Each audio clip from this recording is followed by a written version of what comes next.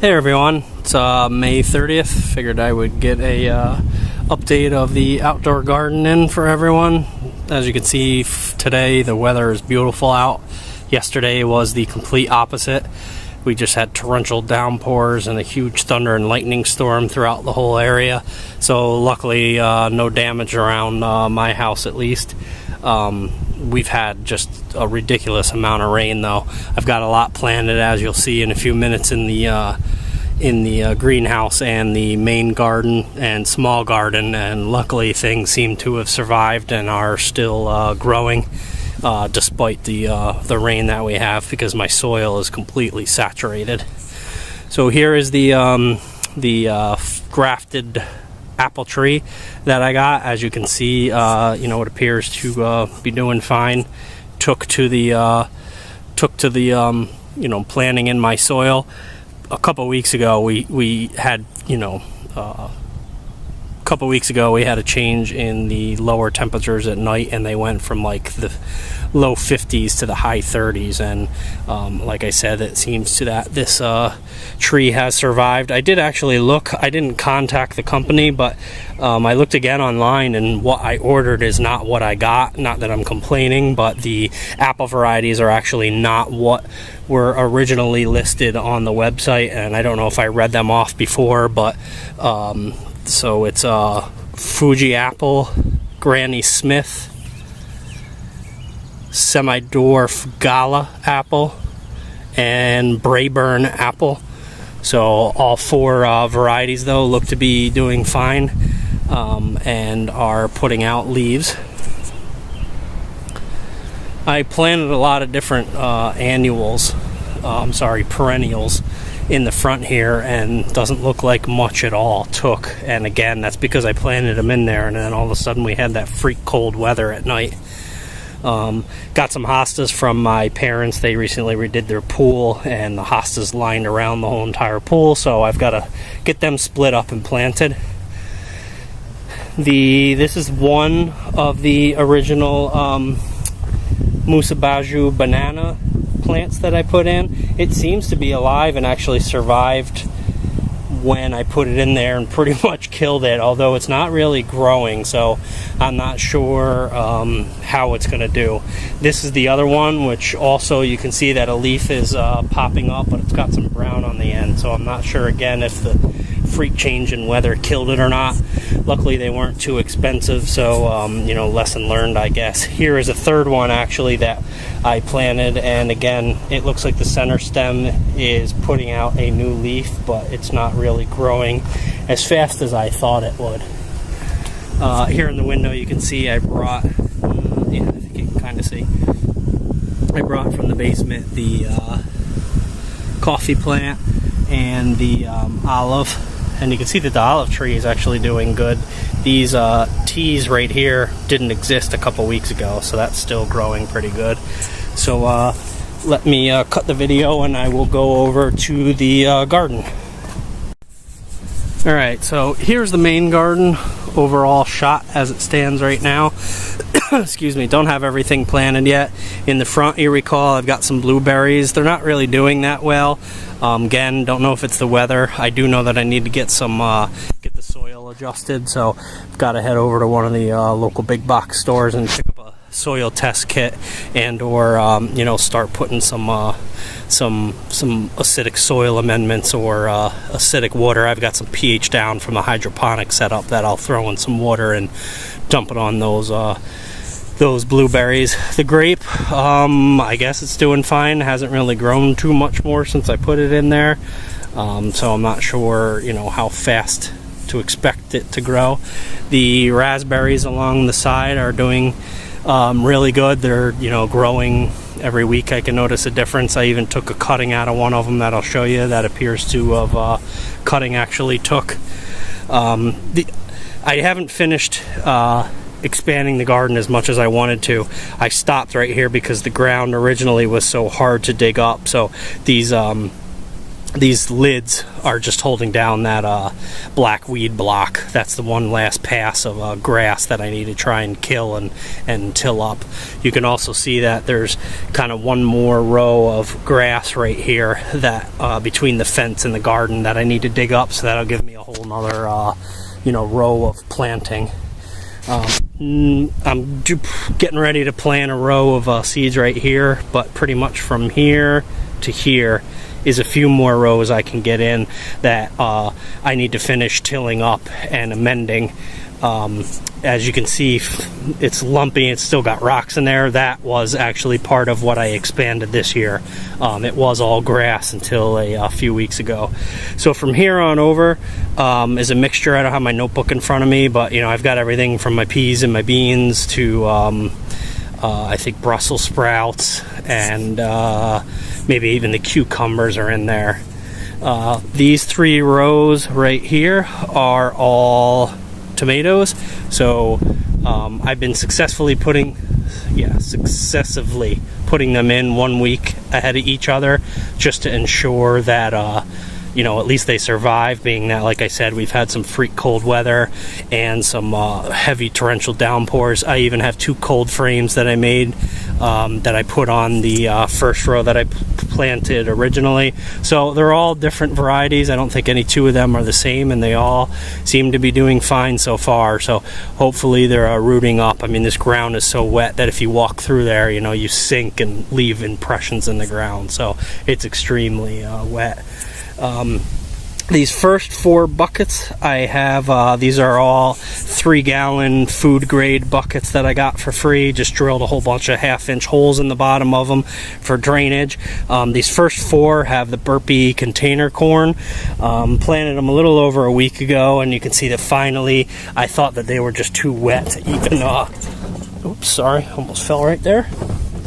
I thought they were too wet to even, sprout anything, but you can see here that they started, so I'll leave it as is. I was going to give it a few more days, and, for example, if I don't see anything come up in this, I'm going to dump it out and remix some soil and put it back in there, because it just might be too saturated and, rotted the seeds away. Right here is, again, just 3 tomatoes. I'm just trying some different stuff, between growing them in the ground, growing them in the greenhouse, and putting some tomatoes in buckets. So we'll see how they do. I actually just planted them this morning. And again, I can't really tell you what kinds they are because they're all different, and I've got them written down on my notebook. My tags just have the number of the location where I potted them originally. I can't remember what this is right here off the top of my head, but you can see all these seedlings right here are sprouted up. I can actually tell a difference from this morning till right now, because again, today is like the first day that we've had really good weather, and you can see how rocky this is right here, and it's just the rain just washed everything away. These first 3 rows are 3 different kinds of potatoes. First year I've grown potatoes. You can see that a lot of them are alive and they're popping up everywhere. Because I moved the greenhouse finally over here, I kind of messed up, and I think next year what I'll do is, I've never grown asparagus either. I've got some 2-year-old asparagus roots that I want to plant, and being that you plant asparagus and you don't really touch it year after year, and they're perennial, I want to actually put them in this first row. So next year I'll re-amend the soil and put the asparagus instead of doing the potatoes the first row. So let me just skip around to the back of the greenhouse first. Compost pile. Again, next year I probably will make the compost pile smaller and push it all over there so that I can get some more growing area. Either that or move everything over this way a little more, or like I originally said, just take it all and move it back over behind the shed. It's so heavy and there's so much of it. It was too hard for me to do. If I move it, obviously I'll take the greenhouse, move the greenhouse down here, and then I'll have a few more rows off to the right. So let me just hop through real quick, and you'll see that the greenhouse, actually I could have made the greenhouse a little bit bigger because it doesn't go all the way to the end to the fence where my garden is. So in here I actually put a few different other kinds of corn in here, and you might not be able to see it. Well, there's one right there, maybe you can see. Again, I can tell a difference between this morning and now that this corn is finally popping up, so I'm happy that they're not actually completely saturated.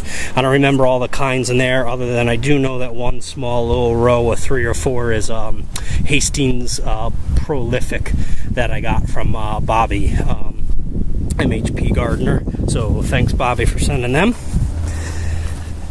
And so in the greenhouse, which is extremely hot, I didn't realize how hot it would actually be in here, and you really got to watch the watering in here. Definitely also have to put a fan in here.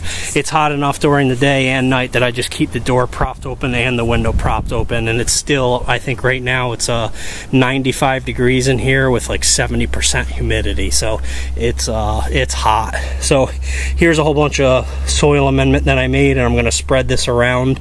But in the back, I've already planted a few different kinds of tomatoes and a couple peppers in the back corner there. You can see that was the root cutting that I took of one of the my raspberry that seems to have taken. So got to get these tomatoes. Some of these tomatoes in the front are going in the greenhouse, and some of them are actually going to my mother. Another thing that I'm trying new this year is some grafted tomatoes. So I can't remember what kinds they are because I don't have the book on me. You can see that they come shipped with these plastic grafting clips that actually expand, so if the rootstock gets too big, the grafting clip will pop up, and you can see here, for example, is one of them. So these are I already planted 5 of them in the greenhouse. I've got 5 different varieties, 3 varieties of each. So 5 of them are in the greenhouse, 5 of them I'm going to try out in the garden. A couple of them I'm giving away to friends, and then a couple of them I think I'm going to plant in buckets. But Luke, my gardener, just did a video on grafted rootstocks. So let me look up. I'm going to put a comment in the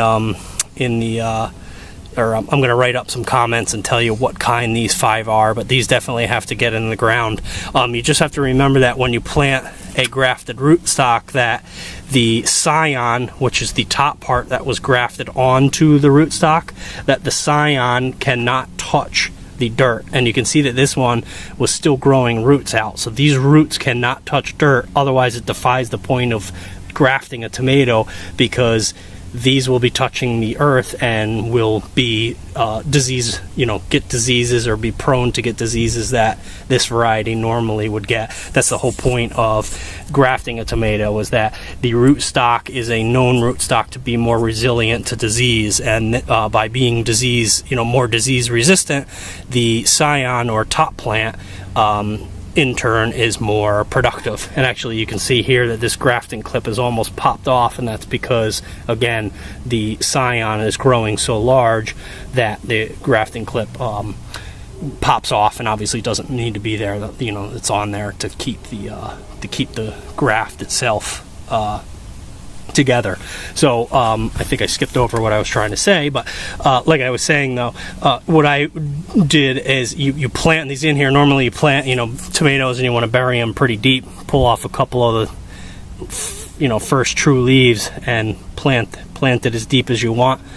What you have to do with the grafted ones though is to plant it only on the rootstock and like an inch below where the graft is.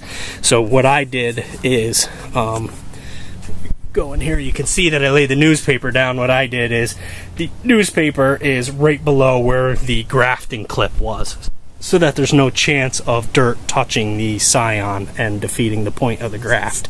So I'll let you know how those make out. And then the final update is the small garden. So like I did last year, and I mentioned in a previous video, I pulled all the hay off of the garlic, and you can see that the garlic is doing fine, standing up tall. Couple patches in there that didn't grow for some reason. Maybe I just need to amend the soil a little better, just keep care of them, or maybe it was just some bad garlic. But the garlic is doing good, so probably around July is when I harvested it last year, when the leaves turn brown and fall over. And then here's where I had all the tomatoes last year, but now I've got peppers in there, and then I'm doing the same thing that I did last year. So I planted all my peppers. They seem to be doing fine. I did lose one right up here. What I did is I just covered it all with newspaper. You wet it all down, and you put something over the newspaper so it doesn't blow away. It could be rocks, could be mulch, could be hay.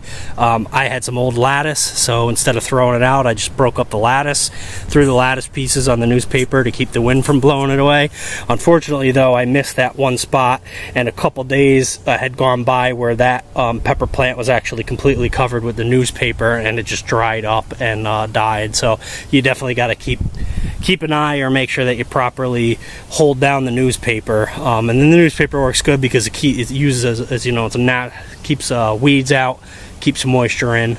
So I'll give you an update on how the peppers do. They seem to be slow growing, but they're definitely bigger than when I put them in there.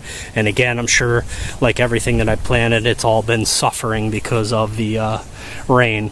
So with that, I hope everyone else is weathering the storms. If you're having them in your area, weathering the storms okay. And keep up the videos from other people that I've been watching. I see people have already been harvesting. Definitely jealous that I live in zone 5 and that I've been having this weather. And with that, I will post another video in a couple weeks now that I see a lot of the corn and other seedlings are popping up. And then once I get those grafted tomatoes in, I'll try to do a every time, maybe a week or every other week, at least do an update on that, being that Luke had thrown out there about trying grafting for the first time. And then again, checking the comment section of this or the description section of this video, and I'll put down what the 5 kinds are there. Like Luke mentioned, though, most companies that sell them, because I bought it from a company and didn't do it myself, most companies don't tell you what the actual rootstock was, other than, they just say maybe what diseases it's resistant against, but they won't actually tell you what it's rooted onto. They only tell you what the scion is. So with that, enjoy.